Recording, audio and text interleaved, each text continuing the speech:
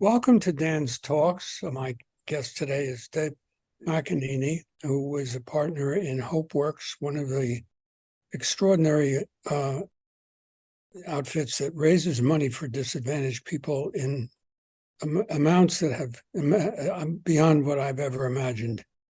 And I thought we ought to talk about that. But I think the first thing I'd like to ask you about is where are you from, and how did you get interested in this sort of thing? Where were you raised? And we'll start with Well, I was raised in Connecticut, West Hartford.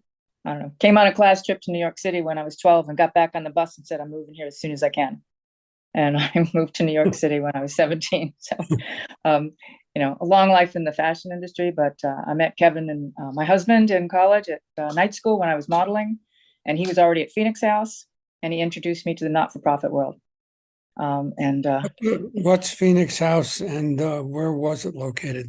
Phoenix House was the largest drug rehab in the United States, and Kevin grew to run it for 37 years. He was chief operating officer nationally, so it was all across the country. I guess 5,000 people in treatment at any given time. But anyway, he taught me a lot about the not-for-profit world while I stayed in fashion, and we moved out. We bought our house out here on East End in '79. Got involved with Sag Harbor softball and a church out here, the Bridgehampton Presbyterian Church, and realized that, hey, in this really wealthy area, there were a lot of people that needed vital human services, and just kept going. It was very interesting for me to learn so much about the local community out here. What was the mission of Phoenix House, and how did it function, and where was it out here? They have one in East Hampton. They have an outpatient facility, or a men's facility in East Hampton. They have an outpatient facility. I believe it's in Hauppauge. But, the bulk of their in the 70s and 80s, 90s they had regions in New York, California, Texas, Florida, and New England. So he had, separate boards in each of the areas. And they did residential treatment, treatment for drug abuse. They had prison programs that they ran. It was a massive service organization for people with addiction. From that, did HOPEWORKS start at that time? It did when Kevin left Phoenix House. We started HOPEWORKS together, because then I was modeling less and I wanted to do things too in service, and I had been helping to organize the Artists and Writers game in East Hampton. Leaf Hope had asked me, and I guess it was 2006 to help. And it was amazing because I got to work with local charities. It was the Eleanor Whitmer Early Childhood Center and the East End Hospice, and at that point, Phoenix House. And then we added the retreat. But in the 9 years that I helped organize it, we built it up to, in 2014, each of the 4 charities got $50,000. And actually, we were grooming the Bridgehampton Child Care and Recreational Center to become the 5th charity. They got $1,000 that year too. Well, and then you can take it from there, because I'm involved with them now because of you. Well, you've moved on from that, and what organizations are you now working on doing fundraising for? Well, right now I primarily have been working for the Bridgehampton Child Care and Recreational Center. And it's great. It was really a hidden gem in the community. A lot of people know it now because it has this beautiful new building. During COVID, I helped co-found an organization called the East End Fund for Children. And that was a coalition of not-for-profits, similar to what the Artists and Writers game was, where not-for-profits are kind of working together for the better good. And that was Dan Shedrick who came up with the idea and got me together with a development person at Eleanor Whitmer Early Childhood Center, and with CME, the Children's Museum of the East End, who serves kids and also was running a food pantry and Head Start then. And we thought it was going to be just a COVID thing, but Citarella loved it when we pitched them to give locally. They did a roundup for us in 2021. We just finished our 3rd roundup with them. What is a roundup? That means they ask every customer in all 3 of their East End stores, East Hampton, Bridgehampton, and Southampton, to give. And each of the charities has gotten about $15,000 each. So over $300,000 has been raised for the 7 organizations that make up the East End Fund for Children. And How we did- serve children from Riverhead to Montauk, 3,500 kids altogether. how does it raise money from its customers? From Citarella, from them asking customers from donations, from the Guerreros chipping in, but also they make these canvas bags. This is the second year they've done it. And we have a contest with art from our children. And if you go into Citarella, you see these beautiful tote bags with photographs or paintings from our children. And Walter Bernard, who's a very well-known graphic designer out here, who you know, designed our logo. And there were 7 parts to the fish on the logo bag, which is very exciting. And What were the charities that? they are the Bridgehampton Child Care and Recreational Center, the Children's Museum of the East End, the Eleanor Whitmer Early Childhood Center, I Try, Project Most, Southampton Youth Association, and the Retreat. Wow. Well, it's just wonderful work you do. Mm-hmm. And I know of your work because I'm on the board of the Bridgehampton Child Care Center. Mm-hmm. The amounts of money that have been raised in the last 5 years is just remarkable, and you've been helpful and responsible for much of it. And Thank you. it's we've just built as a result, we've been able to, where there was just an old farmhouse, we now have a new 7,000 square foot building at the Child Care Center, and which was we managed to raise over $3 million for this to help the local children of the disadvantaged communities in Bridgehampton, Sag Harbor, and East Hampton. I will tell you, Dan, that I don't really ever call myself a fundraiser because I don't look at myself that way. I think I'm a friend raiser and a marketer. And I don't ever support anything unless I truly believe in it. And I think it's just the enthusiasm and getting the word out that then makes people want to give. Yeah, I think and so. Bonnie Cannon, who's our director, is the visionary person that made all this possible. And I know. when I met Bonnie, it just changed my life because I learned so much from her about the community and the needs of this community. So, it's great. I love it. What do you have any goals for future? Goals for the future. I want, let's see. I want a community garden that actually Ed Hollander already designed for us, built at the Child Care Center, that will honor alumni and bring more attention to the center. Beautiful pollinator garden. Are we good? I just want to, I want everybody in the area to understand the massive amount of work that the Child Care Center does, and that it is a full service community center. I mean, we have a breast cancer awareness expo today. This Saturday, along with a trunk or treat in partnership with the Hayground School. I just went and bought, a truckload of candy at Costco so that I can fill our car and decorate it with spiders and things. I'm not sure how I'm going to do it yet, but it's a lot of fun, and that helps all the families, and it unites us with the Hayground School families too.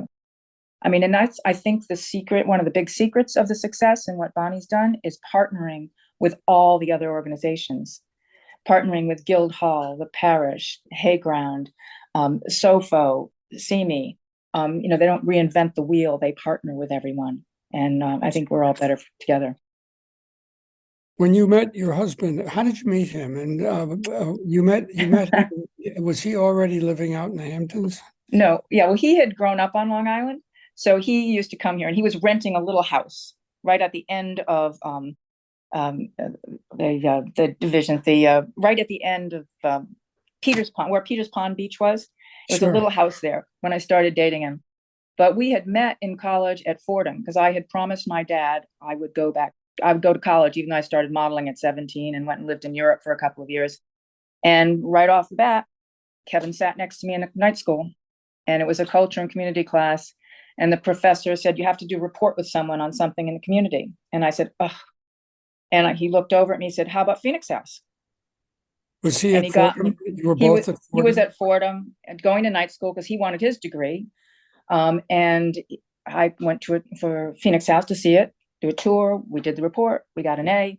And then summer came, and he had this little house out here. And I started meeting all the writers that were playing softball. The game started in 1976 when we met.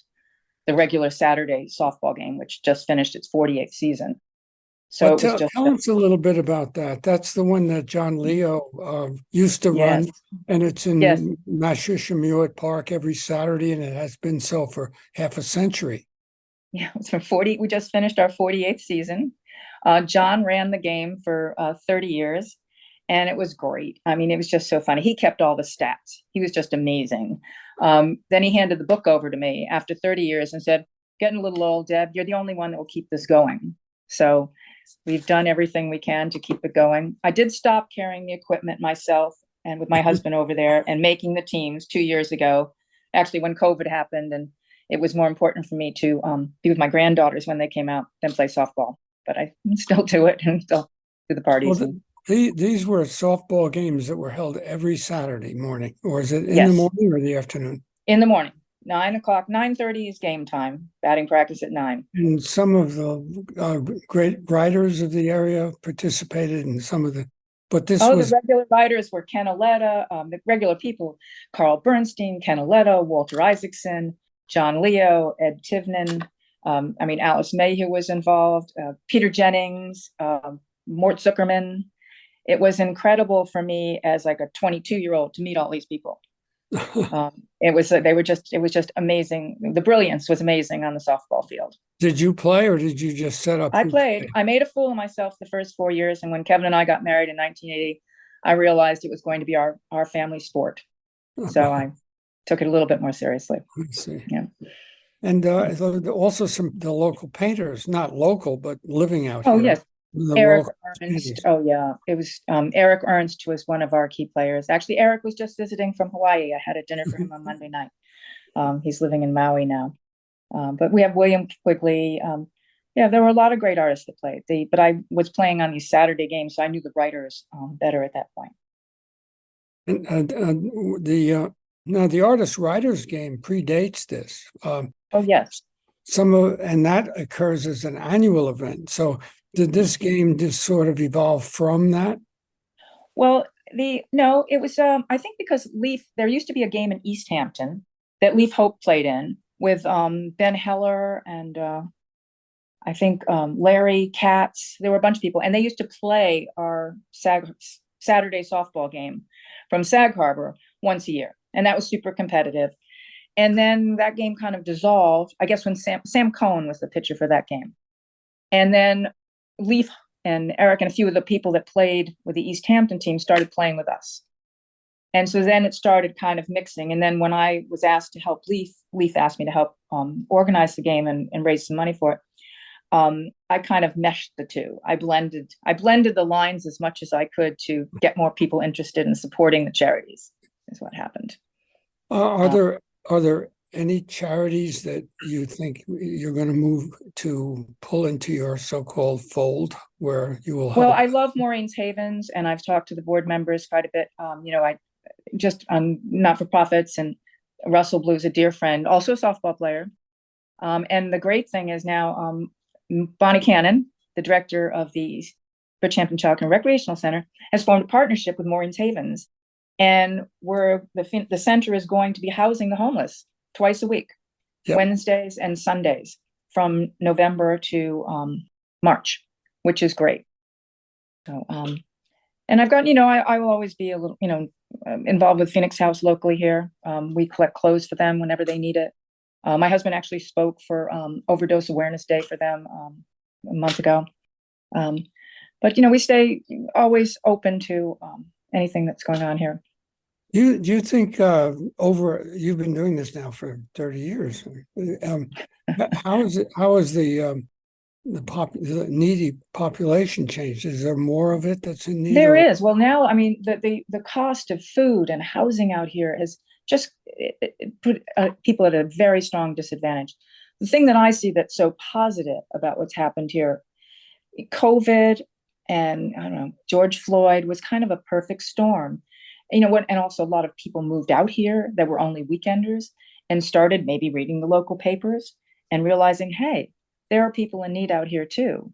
Instead of just being here and enjoying the beautiful beaches and the wonderful restaurants. And there are a lot of people now with a social conscience that realize that the need out here. and that there really are large populations in each of the towns. You mentioned Floyd. What was that about? That George Floyd, when the terrible killing of George Floyd, it was, remember there were Black Lives Matter walks, and it was just, it happened in COVID. It was just a whole, yes, right, conclusion of things.